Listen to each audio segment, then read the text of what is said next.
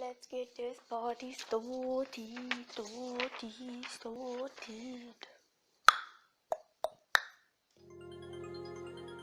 Disclaimer, I am not a doctor or a therapist. This is based on my personal experiences and research. SPD stands for sensory processing disorder, which is a condition when the person experiences their senses differently than someone without sensory processing disorder. Neurotypical is the word that we give people who do not have a neurological disorder, such as sensory processing disorder or autism. There's also some other ones like Tourette's and all that kind of stuff. And neurodivergent is the person with a neurological disorder who identifies as neurodivergent. I'm not a huge fan of labels, but neurodivergent and neurotypical I use in my daily language. Sensory processing disorder is a neurological condition, which means that it is affected by the nervous system, which includes the brain. And what happens is when we get stimuli to one of our senses, the sensation is sent from whichever sense it was to our brain. And for sensory processing disorder, along the way it gets kind of changed or confused, where we feel things or we smell things or hear things differently than others, or more intensely or more subtly than others. I don't want to go into the science part because I'm not a scientist, a doctor, or a therapist, and I'm not super knowledgeable at the nervous system, which I should be, but I'm not. So basically, someone with sensory processing disorder may experience things differently than someone who doesn't. And it's very different from person to person, and I actually find that for me, I can switch how things feel throughout the day. So let me explain. There's three kind of categories of sensory processing disorder. And you may be one of them, or you may be all three. So the first one is oversensitivity, which means like, the lights are too bright, the noise is too loud, you're feeling the stimuli more intensely.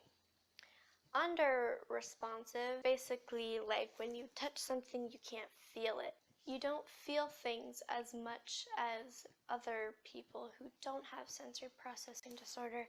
So you may need to be squeezed, or you may need hard touch rather than like a light normal touch. And the third is sensory seeking. I've also heard it called sensory craving, which is when you crave or you want a certain stimuli. So for me, I will bounce between the three throughout the day. Sensory processing disorder can make everyday activities more difficult. So for walking through a store, it may be too overwhelming, too much stimuli for someone with sensory processing disorder, and we may try to avoid that situation, or we may take it in moderation. So we may only go for a 20-minute grocery shopping, get the necessities, and then leave, rather than going for a walk in the mall just to look at things, kind of thing. The treatment for sensory processing disorder is sensory diet, sensory integration, and really tolerance. If you build up your tolerance to certain senses, they will be easier to deal with. It won't just go away with medication or a supplement. It's a neurological disorder, and that's not what happens. You just need to learn how to cope as much as you can, and the rest you kind of just gotta make accommodations for. Sensory overload. Oh joy. Sensory overload is when an individual with sensory processing disorder has a breakdown from too much stimuli around them. And it's hell. It's honestly awful.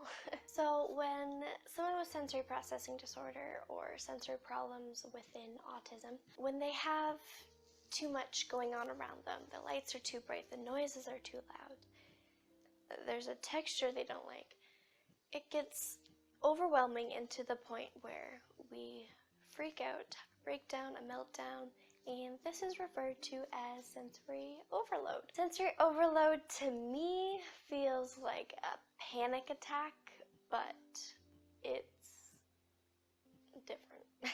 An anxiety attack or a panic attack for me is triggered by, well, anxiety and an irrational fear. Whereas sensory overload, I experience the same symptoms and feelings as that anxiety attack, but it's caused by too much stimulation rather than a fear. So I get very overwhelmed, I sweat, my heart rate goes up, I feel panicky, my chest gets tight. It's not a fun experience. It's exhausting. It takes all my spoons for the rest of the day, and it is just not fun, and I would like to avoid it as much as possible. To avoid or to deal with sensory overload, the only thing you can really do is know your triggers, what will cause sensory overload, how you can regulate the sense before it gets to an overload, and then once overload happens, the only thing you can do is let it take its course and try to calm yourself down through Stim toys or silence, isolation. It all depends on the person. Sensory processing disorder is different for everyone, as well as sensory overload will be different for everyone as well. What does sensory overload feel like to you? I'm curious. Comment below. Also, subscribe and check out my social media in the description box. What? Yeah, okay. I will see you guys next Tuesday, and yeah, have a good week until I see you again. And if you have any questions, leave them down below, or message me or tweet me or something like that. Okay? Okay.